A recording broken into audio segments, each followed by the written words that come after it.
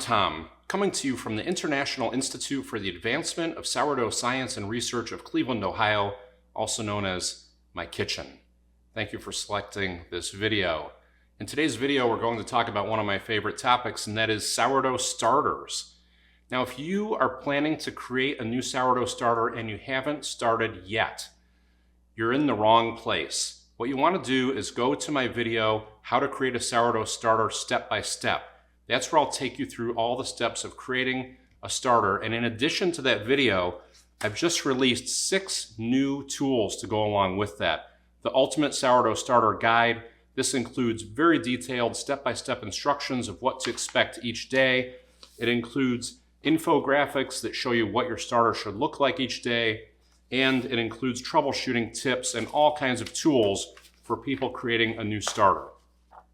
But if you've already tried to create a new starter and you're having trouble, that's what this video is all about. You've come to the right place.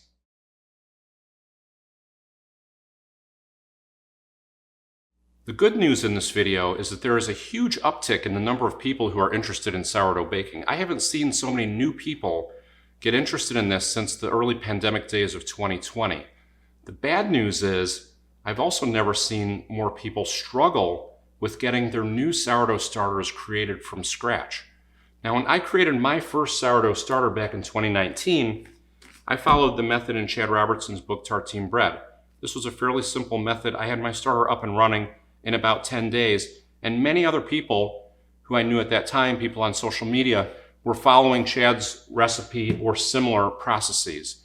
What's happened between 2019 and now is there's also just been an explosion in the amount of instructional content out there on Instagram and TikTok and YouTube and other blogs around how to do sourdough baking and specifically how to create sourdough starters. And much of that information is contradictory. And I don't know any polite way to say it, but a lot of that information is just bad advice and it's wrong. So in this video, I'm not going to explain step by step what I recommend. You can watch that in my other video, How to Create a Sourdough Starter Step by Step, and in my printable guides and on my website. All that information is out there. What I am going to do in this video is to tell you how to look out for the red flags in some of these other methods that are out there that are the most common reasons people get tripped up when they're trying to create a new sourdough starter. So now you might be asking yourself, why should I listen to this Tom guy instead of somebody else? What does he know? All I can say is look at my content. I have over 40 sourdough videos on YouTube, many of them related to sourdough starters, with 2 million views of those videos. My video, How to Create a Sourdough Starter Step by Step, you can look at the comments on that, and over the last 3.5 years since I published that video, there's not a single comment that says, I tried this method and it didn't work. Check out my website where I have over 200 frequently asked questions about how to create, maintain, and troubleshoot sourdough starters. I've published articles on starters. I've written manuals on starters. I help hundreds of people each week on social media troubleshoot their sourdough starters, many of them trying to create a starter for the first time. And I have a starter laboratory in my basement. Nobody else in the world has one of those, where I do the most advanced studies on sourdough starters of anybody in the world.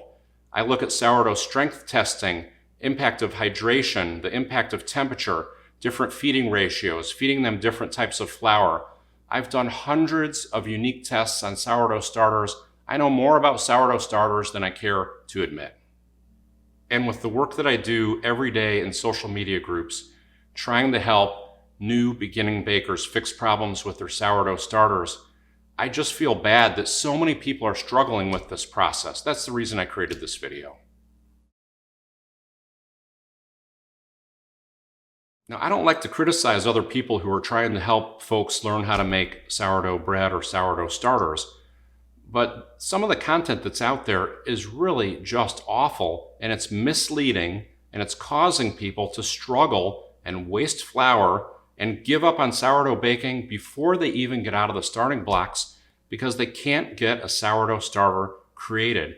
With the work I've done on social media, I can say this is a recent phenomenon. I have never seen so many people struggle with creating a new sourdough starter, and I think it's because these new methods and new people that are out there have tried to simplify the process, but they've simplified it too much. Albert Einstein said, You want to make things as simple as possible, but no simpler? I think we've crossed the line. And again, I'm not bashing these people, but you've seen them. They're the people that live on Instagram farms. They're in their kitchen, they're baking a pie. They have the eggs they just got from the chicken coop. There's a donkey looking in the kitchen window, and they say, here's how you make a sourdough starter.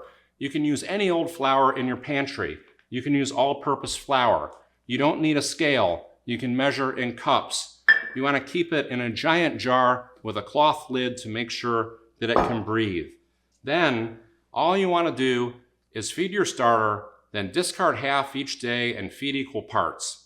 You can use your discard to make pancakes or waffles, and then when you feed your starter, you want to do it every 24 hours, and if it's not growing with 24-hour feedings, you want to feed it more frequently and feed it more flour to make it grow fast, and then everything will be perfect and you'll have a sourdough starter in 7 days.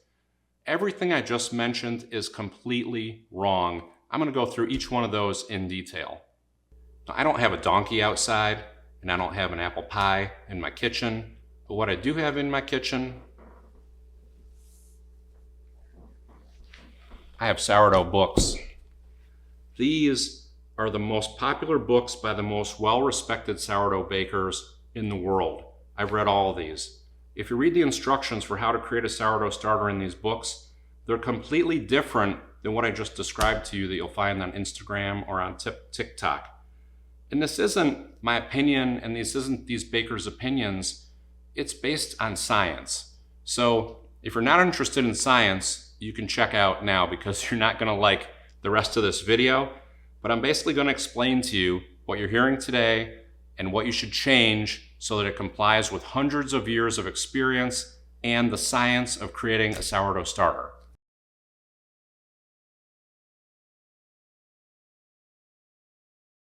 The first mistake people make is choosing the wrong flour. Now, when I say mistake, you're not making the mistake. The people who made the mistake are the people who told you to do this. So when people tell you you can use any old flour in your pantry, that is completely wrong. Let's talk about 4 types of flour: all-purpose flour, bread flour, whole wheat flour, and rye flour. Many sourdough recipes out there say you can create a sourdough starter using all-purpose flour or bread flour. You can, but it can take 30 to 60 days to do that. I would never recommend using 100% all-purpose flour or bread flour. Most of the recipes that you see from respected bakers will say always use at least 50% whole wheat flour or 25% rye flour. If you're trying to create a sourdough starter using all-purpose flour or bread flour, you are in for a long road and it probably won't work. This is the single biggest mistake I see people making when they say, I've been trying to get my starter going for 21 days, 35 days, it just won't work. I ask one question: what type of flour are you using? 99% of the time, all-purpose flour or bread flour. Now you might ask the question, why don't these work? I mean, people say you can use bread flour or all-purpose flour. You can use these to feed an existing starter, but it's very difficult to get a new starter going from scratch with these 2 types of flour.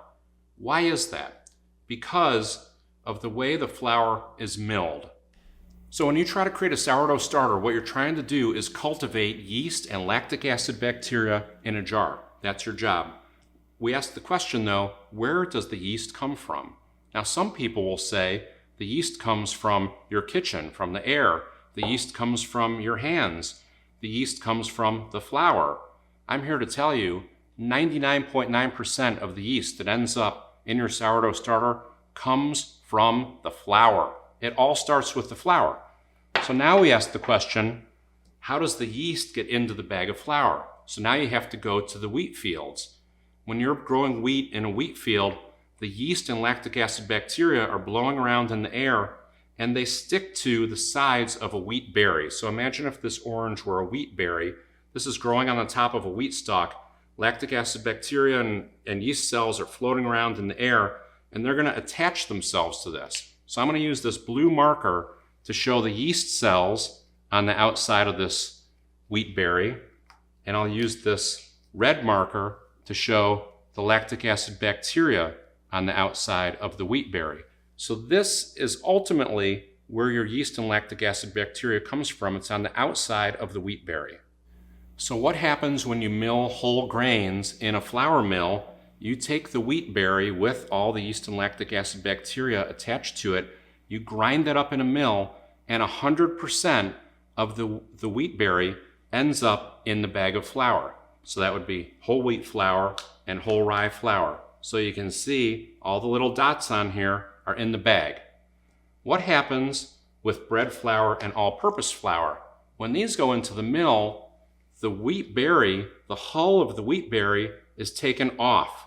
So this is stripped off in the mill, and what's left is the endosperm, which is the soft white part in the middle. There's no dots on the endosperm. There's no yeast in here. There's no lactic acid bacteria in here. This is what ends up in the bag of all-purpose flour and bread flour. Now, in that milling process, because you're grinding up the hull of the wheat berry, some very small number of yeast cells and lactic acid bacteria cells will end up in these bags, but it is a minuscule amount compared to what ends up in here. So now, if you're trying to create a sourdough starter and you want to feed your starter with a flour that has the most yeast cells in it, do you pick all-purpose or bread flour? I certainly would not. I would pick whole wheat or rye flour because that's where all my little dots ended up in the bag. So I think about it like this. When you create a sourdough starter, it's a little bit like buying a lottery ticket. Literally, every bag of flour is different, and you don't know what you're going to get in the bag. It's just like playing the lottery. But if I look at these 4 bags of flour, if I buy all-purpose flour and use this for my starter, this is like buying 1 lottery ticket. Bread flour is like buying 2 lottery tickets. Whole wheat flour is like buying 100 lottery tickets.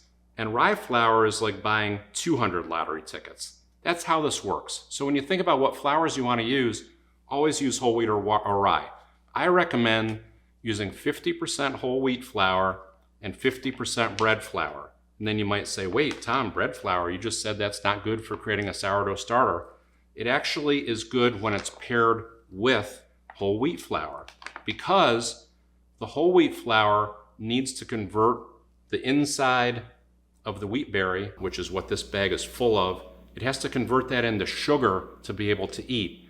So by combining 50% of the whole wheat flour, that's where you get the microbes, and 50% bread flour is where you get their food. So this is the perfect combination to create a sourdough starter.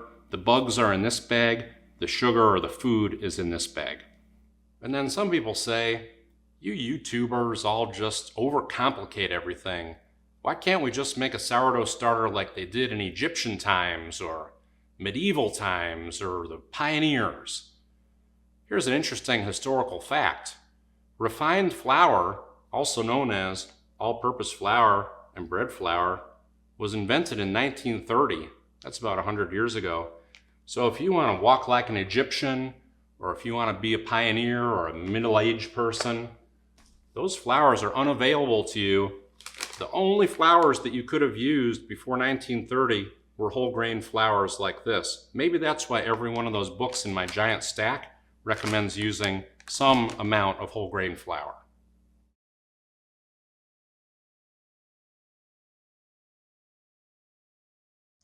Now, while we're talking about ingredients, let's talk about what's the best type of water to use for your sourdough starter. Some people will say, I just use plain old tap water and that works fine. What the heck does tap water even mean? I mean, some people's tap water includes chlorine, some includes chloramine, which you can't boil off.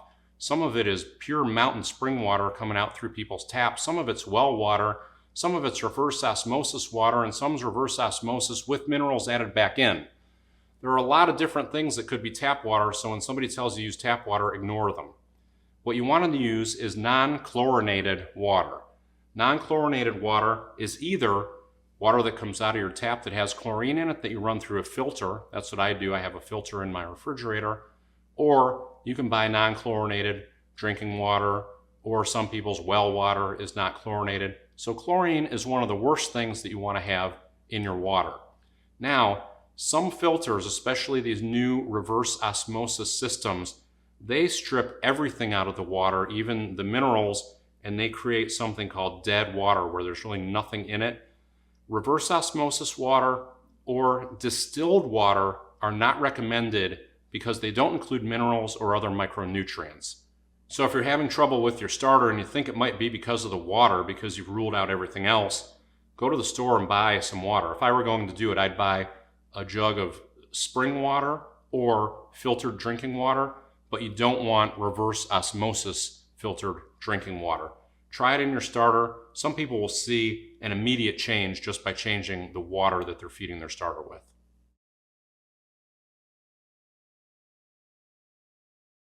Now, some people say when you're creating your sourdough starter, you can just measure your flour and water in cups. You don't need to weigh it on a scale. I disagree. First, if you're planning to get into sourdough baking and you're just getting started building your starter, you're going to need a digital scale to make sourdough bread.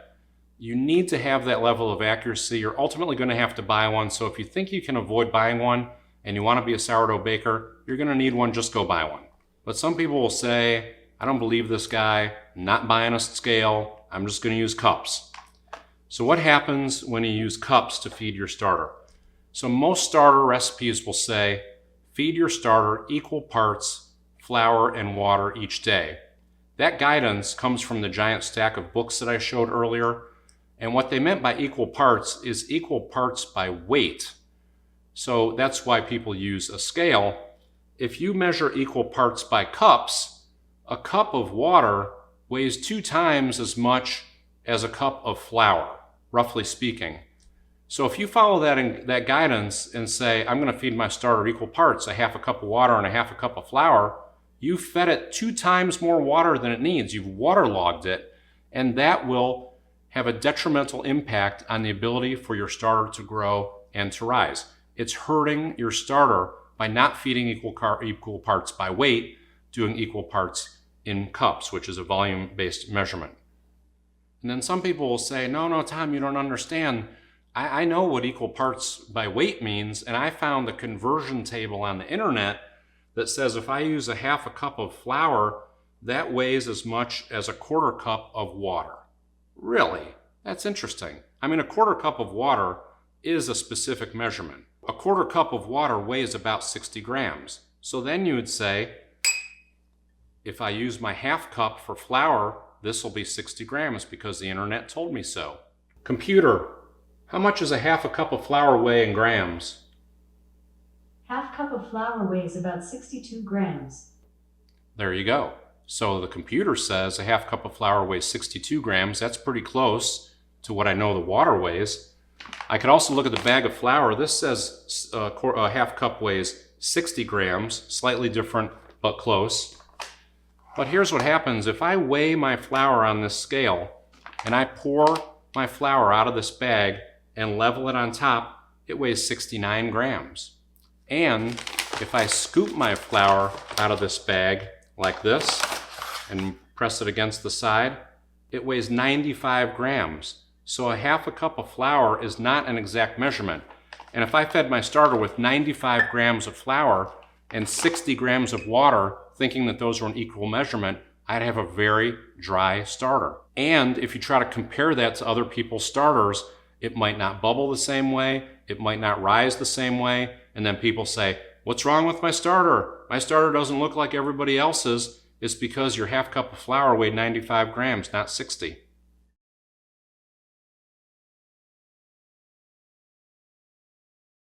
Now people ask, what kind of jar should you use? Some people say, use a giant jar with a cloth cover. This is ridiculous. First of all, you don't need a cloth cover. People think that you need to put a cloth cover on here, and this could be cheesecloth, a coffee filter, a paper towel. You see all kinds of things that people recommend because they think your starter needs to breathe, and they think that somehow yeast is going to fall down through here and help your starter grow faster. Both of those things are inaccurate. What happens with these cloth covers is they allow a lot of air into the jar, and it allows the surface of the starter to dry out. And you know what likes a dry starter surface? Mold. 99% of the time that you see mold growing in a sourdough starter, it'll be on the dried out sides of the jar that weren't scraped down properly, or it'll be on the surface where it's starting to dry out. And if you use a cloth cover on your jar like this, there are things falling through the air, but it's not yeast, let me tell you, it's mold spores. So look what I've created here. I've created a mold collection net. So for 24 hours, there's mold blowing around in my house, and it's gonna cover this paper cover. And then right when I get ready to feed my starter the next day, and I touch this paper lid, all that mold showers down on top of my starter. When I go like this, oh, I just covered everything that was collected on this that permeated through the cloth is now on top of my starter. I don't want that. You want to use a real lid on your jar. The lid that comes with these giant jars is actually perfect. Just put that glass lid on there. But now let's talk about the jar.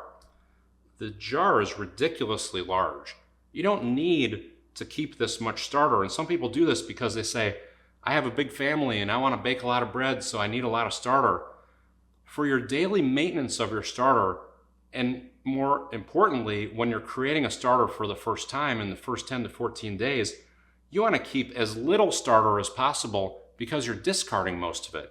You don't want to have to use a jar like this or you'll spend a fortune on flour in the first 2 weeks. Here's my starter jar.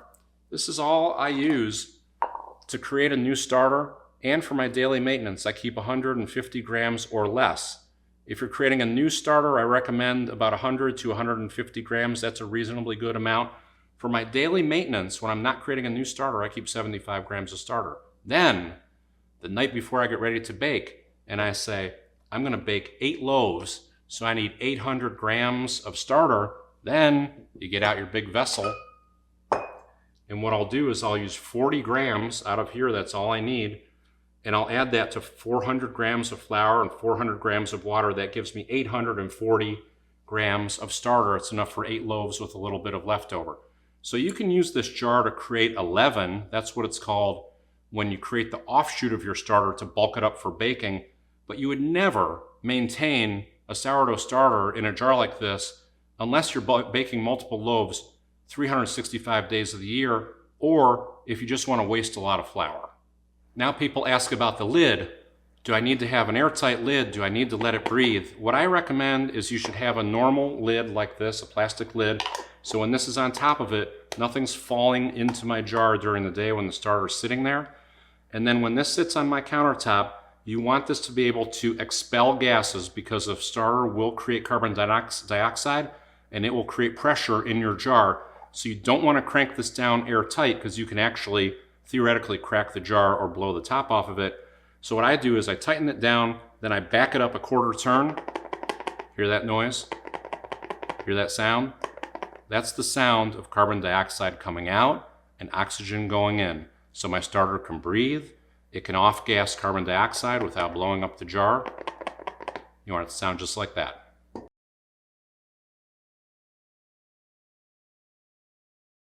A lot of the sourdough recipes I see out there say each day when you feed your starter, you should discard half and feed equal parts. I don't know where these people went to school, but that math just doesn't work. Here's what happens.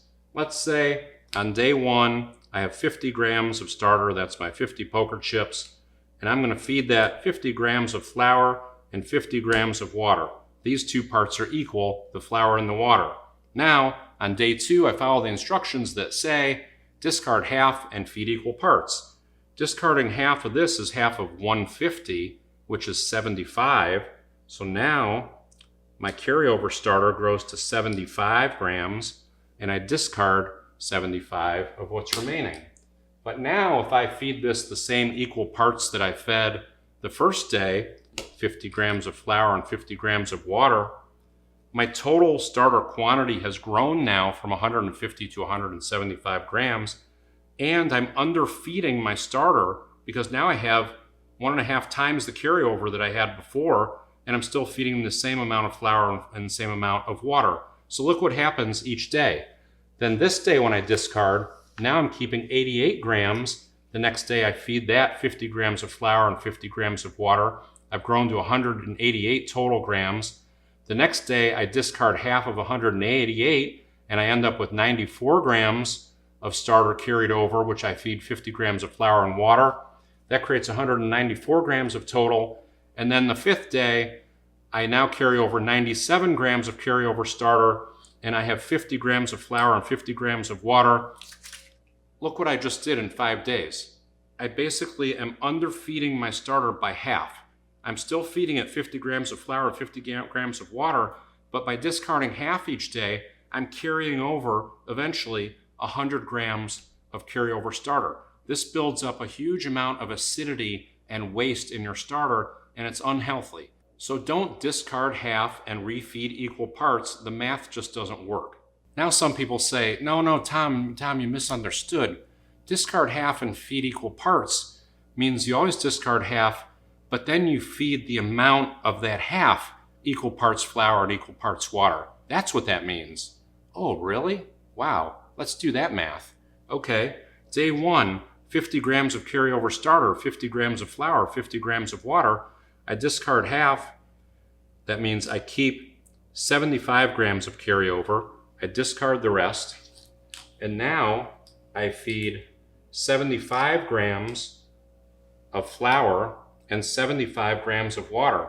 So I just increased my total size of my starter from 150 grams to 225 grams by adjusting my equal parts for the amount that I retained.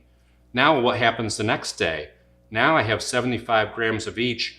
I discard half of that. Now I need to feed it 112 grams of flour and 112 grams of water to equal the carryover. What happens on day 4? I need to feed it 168 grams of flour and 168 grams of water to keep the parts equal. Then on day 5, I'm feeding it 252 grams of flour and 252 grams of water. Look, now I have 756 grams of starter. In 5 feedings, I've increased my starter quantity by 5 times, and this keeps going. By day 7, I'd be feeding this an entire bag of flour. That's why they told me I needed the big jar, because I wasn't feeding it properly. This is crazy. It doesn't make any sense. And now you're like, Tom, enough. The charts, the graphs, the math. Just tell me how to fix this thing. It's easy.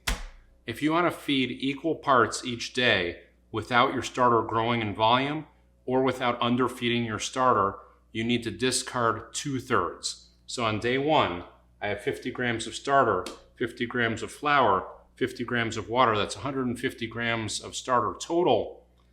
I discard 2/3. 2/3 of 150 is 100, which is exactly the amount of flour and water I fed the previous day. So I have 50 grams remaining. The next day, I feed equal parts, 50 grams of starter, 50 grams of flour, 50 grams of water. Works every day. 150 minus 100 goes back out. So if you're doing a 1-1-1 feeding ratio, that's equal parts carryover starter, flour, and water, you discard 2/3. If you're doing a 1-2-2 feeding ratio, which is what I recommend in my method, you would discard 80%, and then you would feed 2 times flour and 2 times water compared to your carryover starter.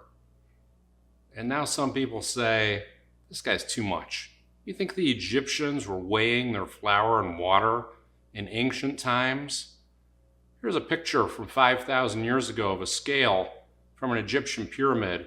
Here's a picture of an actual 5,000-year-old scale.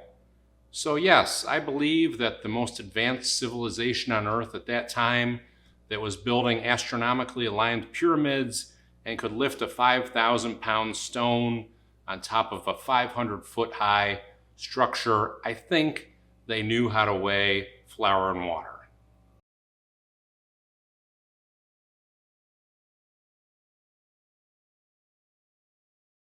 Now, when you're creating a new starter, you're discarding and refeeding. That's your job that you're doing to help the starter grow.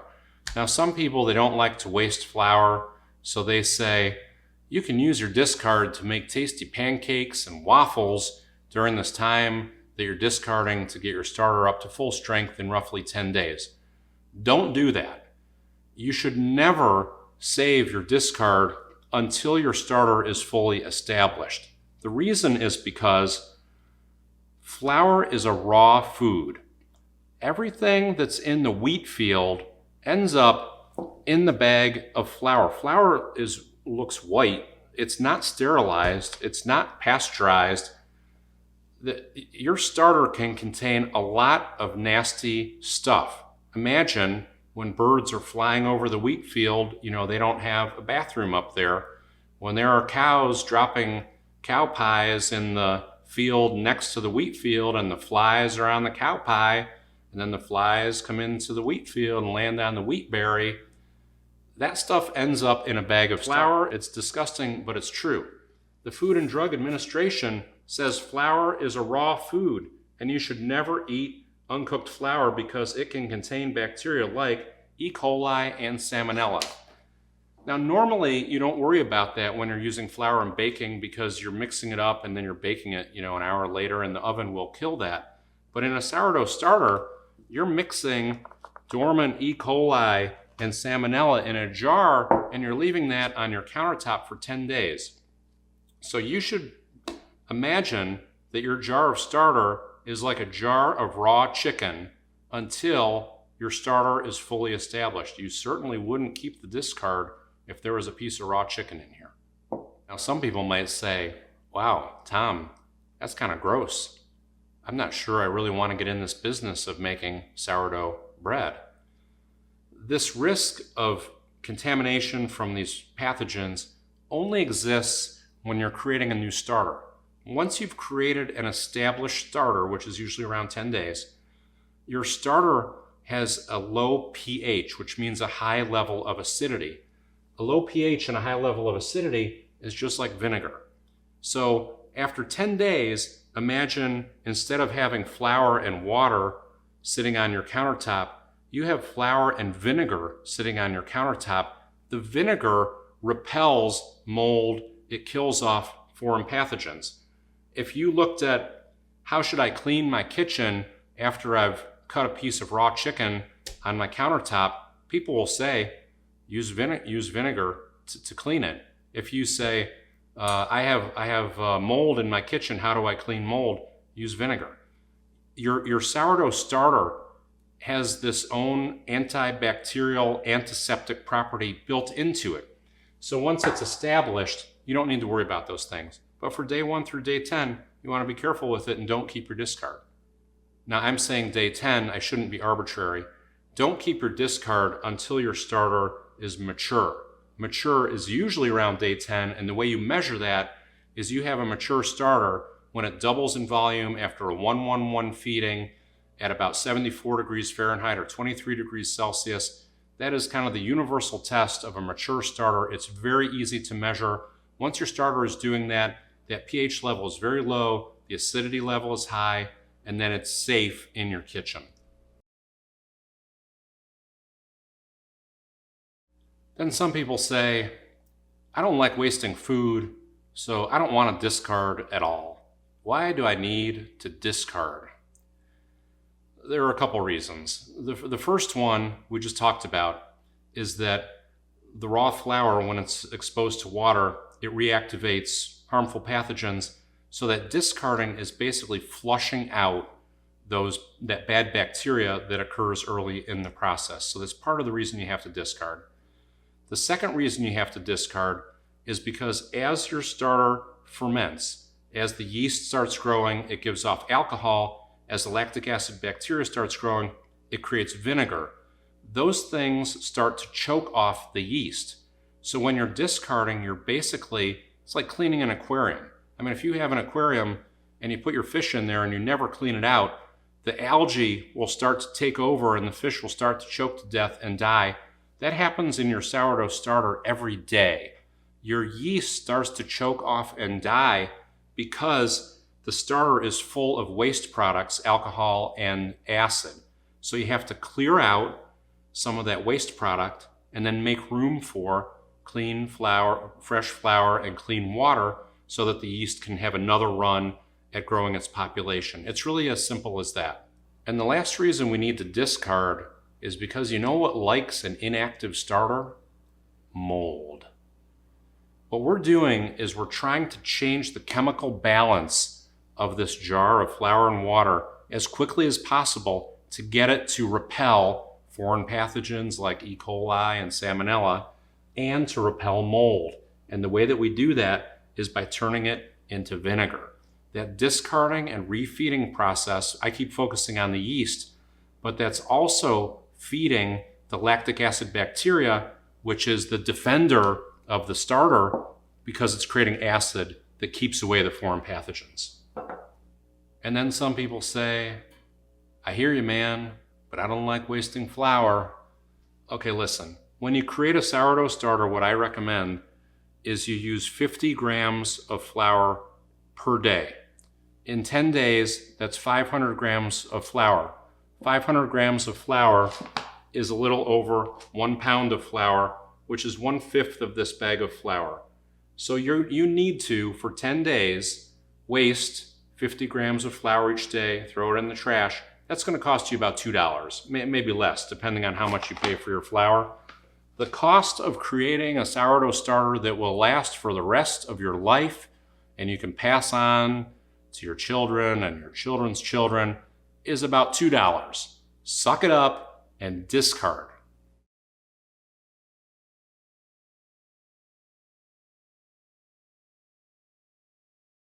Now, a lot of new sourdough starter recipes recommend that you discard and feed every 24 hours. Now, that's not horrible advice by itself, but there are a few cases where that can significantly weaken your starter. And let me give you 2 examples.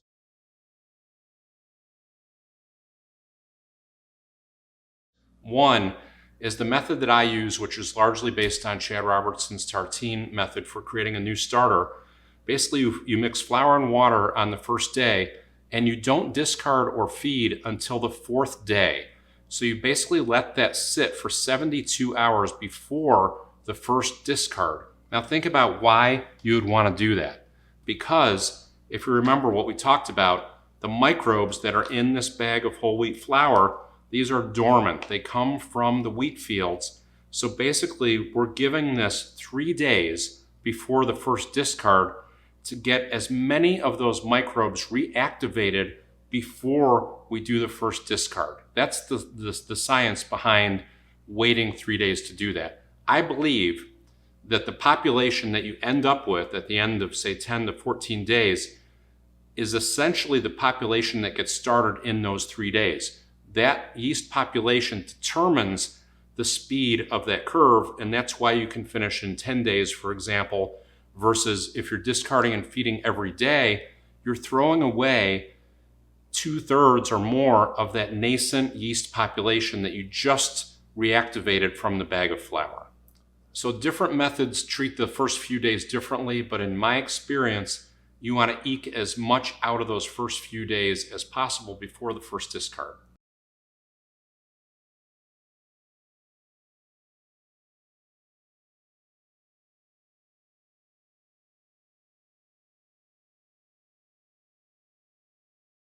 The other problem with a 24-hour discard and feeding cycle is that when you use a fixed arbitrary schedule like that, the yeast doesn't know what time it is, the lactic acid bacteria doesn't know what time it is, and sometimes your feeding cycle can get out of sync with the starter's growth cycle.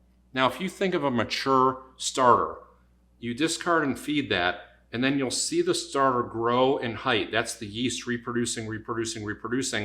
Then it gets up to a peak in height, and then it starts to fall. That's when the starter has passed its optimal population from a yeast perspective, and the starter becomes acidic. And when it becomes acidic, that's not good, and it will start to fall. Then you're going to discard and refeed again. When you have a mature starter, it's very easy to see that cycle because the starter is rising and falling. With a new starter, it doesn't rise and fall, it's flat. So what you have to use as a proxy is the bubbles on the surface. So what you want to do after you feed your starter is watch the bubbles on the surface. If the bubbles are increasing in size or in number, that means there's still plenty of food left and the yeast is still healthy, reproducing and creating carbon dioxide. When the number of bubbles stops, or if the size of the bubbles start to shrink and they become pinpoint bubbles, that's where it's crossed over that peak population and it's starting to become acidic. So by watching your starter, you want to be very aware of where it is in that feeding and growth cycle. So here's an example, and when this is most important is during those quiet days after the initial starter feeding. You'll see that big false rise of the bacterial bloom. Then your starter will become dormant, typically around days 4, 5, 6, 7, and it'll very, very slowly show activity. It's during those days that it's most important to try to read the surface bubbles to determine when you should feed. So for example, let's say on day 4, I feed my starter, I wait 24 hours, and on, let's say, the morning of day 5, I look at my starter and there are 2 or 3 bubbles on the surface. 2 or 3 bubbles is not a lot. So what I would do is I would wait and watch, and I would wait 6 more hours, 12 more hours, 18 more hours, 24 hours, and here's what I'm looking for. There were 3 bubbles on the surface in the morning. 6 hours later, there's 10 bubbles on the surface. That's good. It needs more time. It's still healthy. It's eating. I check it 6 hours later. There are 20 bubbles on the surface. That's great. There's still plenty of food. The yeast is happy.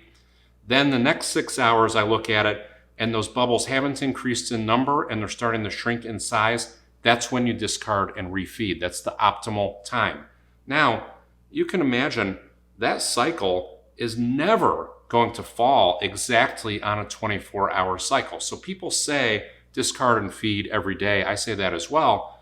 But if you read my method in detail, during those middle days where the starter is slowly growing in activity, you use what I call the watch and wait method, which is check in at 24 hours, but don't automatically refeed at 24 hours. Use your eyes. Look at the starter and say, does this look stronger than it was the day before? And if it doesn't look stronger than the day before, give it 6 hours, give it 12 hours, and you can read the bubbles on the surface. That is the art of feeding your sourdough starter, and that's how you can really compress the creation process into 10 days, maybe 14 days. If you miss that cycle every day, you're prematurely discarding before the yeast has time to go back to its previous population.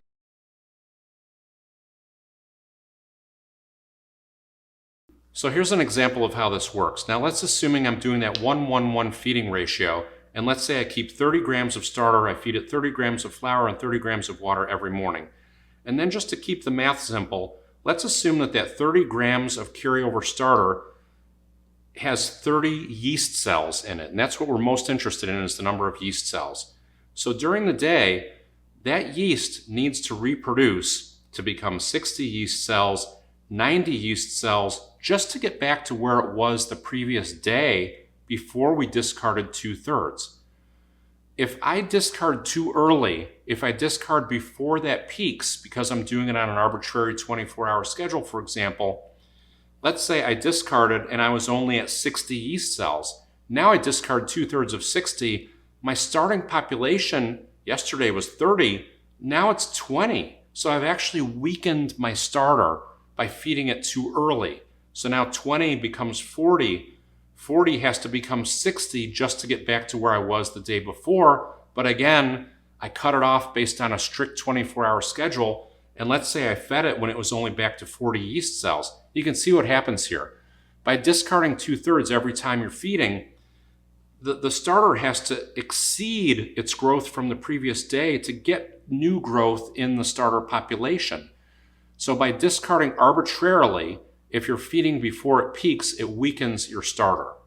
So the whole idea is you want to be aware of what your starter is doing. You want to observe it, and you want to synchronize your feeding schedule with the starter's eating schedule. It's very important.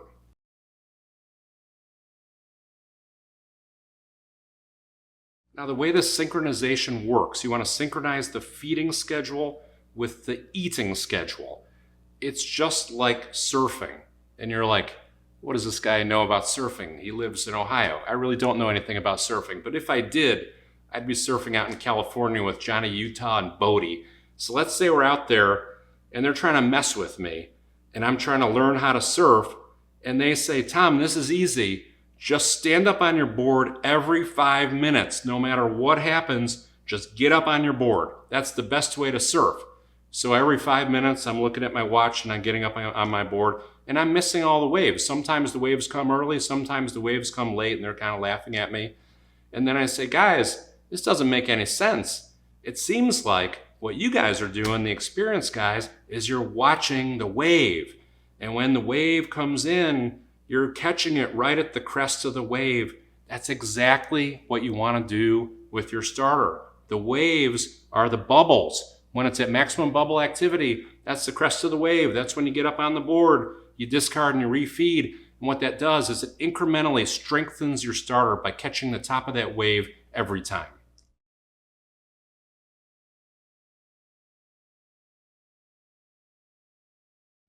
Now, the typical life cycle of creating a sourdough starter, roughly in 10 days, is that you won't see anything on day 1 or 2. You see the big false rise around day 3. That's the bacterial bloom. Then it goes quiet on days 4, 5, 6, maybe 7.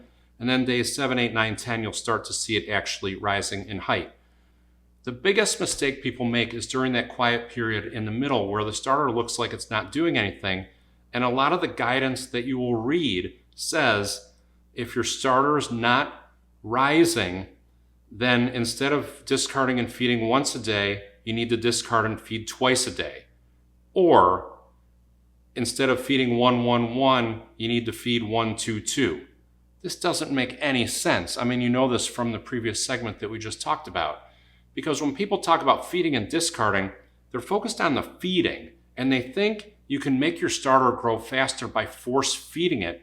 You can't force feed your starter. It's impossible. And what they fail to recognize is that every time you feed your starter, the more important thing that you're doing is you're discarding. So now, if you said, my starter is really weak, it's not doing anything, think about the discarding. The recommendation is, if your starter is weak and you were discarding 2/3 of it every 24 hours, the way to make it stronger is to discard 2/3 of it every 12 hours. That'll really make it strong. And on top of that, instead of discarding 2/3, you should discard 80%. That's the 1, 2, 2 feeding. This doesn't make any sense at all. It doesn't make any sense.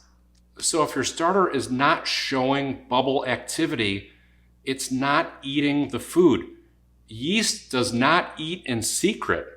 If it's eating the food, you see bubbles. If it's not eating the food, you don't see bubbles. If you don't see bubbles, there's no reason to refeed your starter. It still has a full plate. It's like Thanksgiving dinner is piled right in front of it. It hasn't eaten the food yet. Always wait until you see the bubbles. The bubbles don't lie. And if you prematurely feed and discard a weak starter, you make it weaker. Now, that's a general rule that I would recommend at all times for a mature starter. Never discard and refeed your starter before it peaks in height or bubble activity. There is one exception with a new sourdough starter. Some starters just get off to a slow start. So what I recommend is always watch the bubbles. If it doesn't look like it needs to be fed at 24 hours, wait 36 hours, wait 48 hours. But if you're still not seeing any increase in bubble activity after 48 hours, I still recommend discarding and refeeding a new starter at the 48-hour mark. The reason for that is because sometimes a new starter can become acidic. You never know what the population of the yeast is in the bag of flour versus the lactic acid bacteria. And you might just draw a bad lottery ticket that has a lot of lactic acid bacteria and not very much yeast. So what happens is the lactic acid bacteria outruns the yeast and it creates vinegar basically in the starter. And when it creates that acidic vinegar, it chokes off the yeast and the yeast won't grow. So if you don't see any activity in 48 hours, like in those middle days, days 4, 5, 6, 7, that sometimes means that the starter is real acidic, and it can benefit then from discarding and refeeding because you're discarding a large portion of the acidity and you're giving the yeast a little breathing room to actually create the yeast population.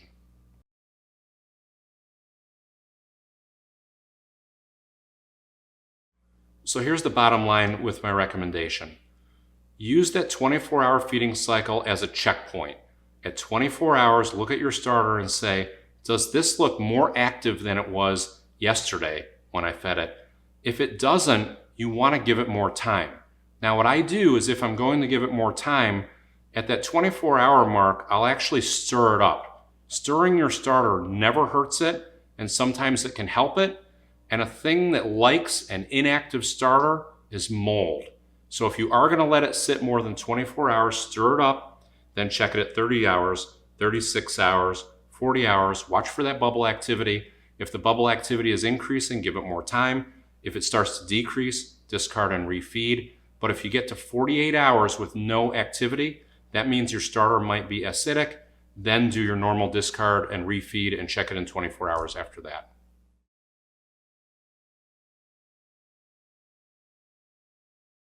Now some people say if you follow their starter recipe, you'll be baking sourdough in 7 days.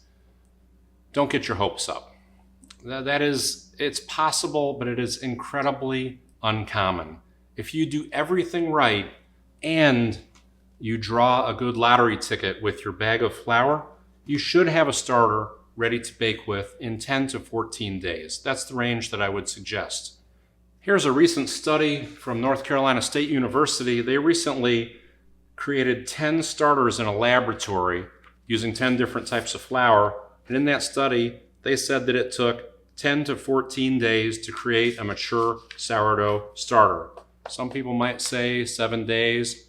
I'm going with North Carolina State University laboratory scientists. 10 to 14 days is a good estimate. But the calendar is arbitrary. What if you get to 14 days? Do you just declare, hey, North Carolina State University said your starter will be ready in 14 days. I must be done. There is a test to determine when your sourdough starter is ready for baking. Here it is. When you give your starter a 1-1-1 feeding, that's equal parts carryover starter, flour and water, it should double in volume in 4 to 6 hours at a room temperature of 74 degrees Fahrenheit or 23 degrees Celsius.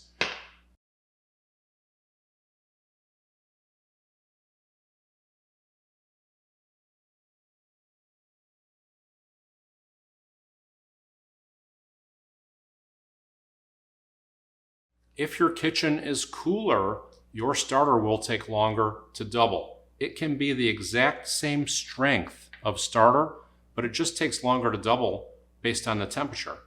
So for example, if my starter doubled in volume in 6 hours in my kitchen at 74 degrees Fahrenheit or 23 degrees Celsius, the general rule of thumb is that for every 15-degree change in Fahrenheit or 8-degree change in Celsius, the time for your starter to double will double in time.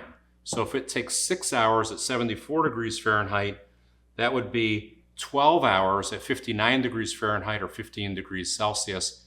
It's the exact same starter. It's the same strength. It just takes longer to rise at cooler temperatures. The fermentation process is temperature sensitive, and you want to apply that concept across everything I talked about today. 24-hour feeding rule, etc. If your kitchen is very cold, the process will still work, but it will just be slower. So let's say my kitchen temperature is in the low 70s Fahrenheit, low 20s Celsius, but your kitchen is 60 degrees Fahrenheit or 15 degrees Celsius, everything will take longer. I might feed my starter every 24 hours. You might feed your starter every 48 hours. The temperature is like the clock as far as the yeast is concerned.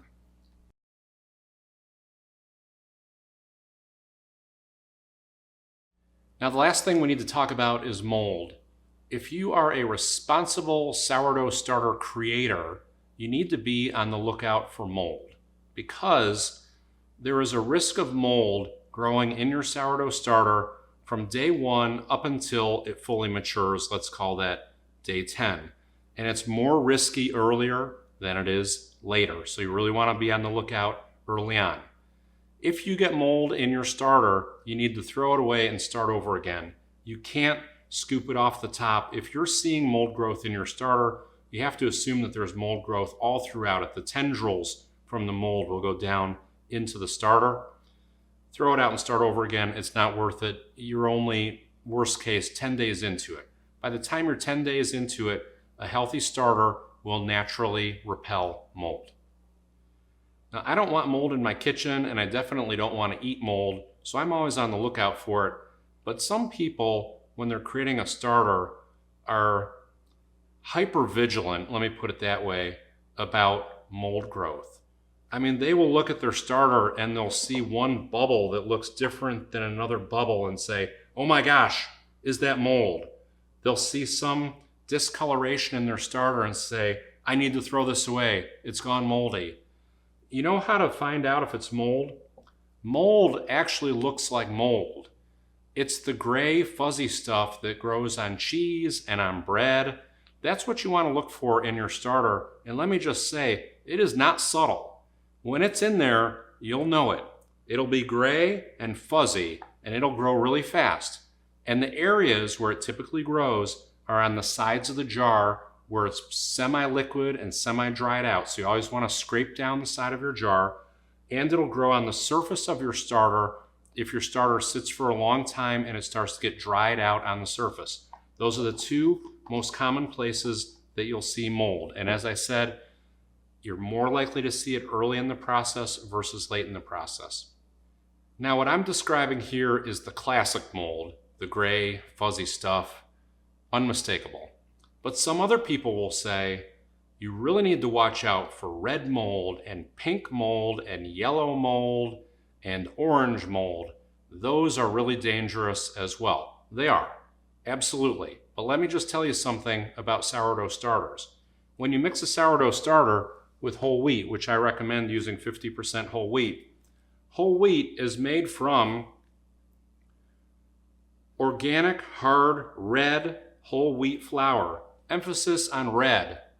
If I mix something that's red with water, what color does that make? Pink. So if you look at your starter and you say, oh my God, my starter is pink, you put a red thing in your starter, it's going to look pink. I've seen so many people throw away perfectly good starters because it has a little pink hue to it. The pink comes from the flour. Now there is a type of pink bacteria, or it's really red bacteria. When you see that, it will be slimy streaks throughout your starter. It is unmistakable. It's not subtle. It's not a hint of pinkish color. That's from the red whole wheat that we put in there. It will look red and it will look scary, and you'll know it as soon as you see it. The same thing you'll find with a yellow bacteria, which people call yellow mold. It's not mold, it's a type of bacteria. When you see that, it will be bright yellow. It will look like somebody took a highlighter and highlighted the inside of your starter jar. That's yellow bacteria. You need to get rid of that. So if you see red slimy bacteria or yellow bacteria that looks as yellow as a lemon, those are the two types of bacteria that you don't want to see. Those are incredibly uncommon. I participate in social media groups where people post hundreds of pictures a day. Is my starter moldy? Is my starter moldy? The vast majority of the time, it's not. The vast majority of the time that it is, it's the gray fuzzy type that's unmistakable. And the rare case that it's yellow or red bacteria, you'll know it when you see it.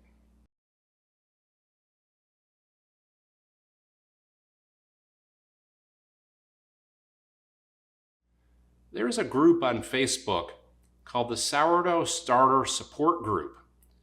There are 425,000 members in that group.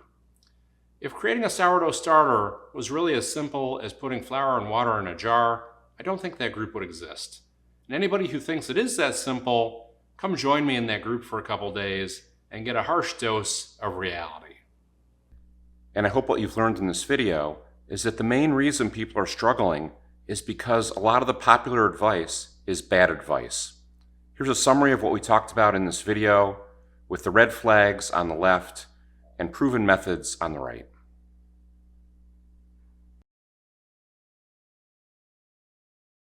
Now, some people ask the question, why is it so difficult to create a sourdough starter? I mean, what did people do back in ancient times? I mean, it can't be that difficult, right? It actually is kind of tricky. And I used to think the same thing. But then I thought back to ancient times when I realized that commercial yeast wasn't created until 1822. That was roughly 200 years ago. So prior to 200 years ago, from the beginning of time, anybody who ate leavened bread had a sourdough starter. And anybody who baked bread had a sourdough starter. Everybody had a starter. And you would give your starter to your friends. You'd give your starter to your family. There were probably generations of people who never knew a person who created a sourdough starter from scratch, because that would have been crazy. Everybody had a sourdough starter. It was the only way you could make bread.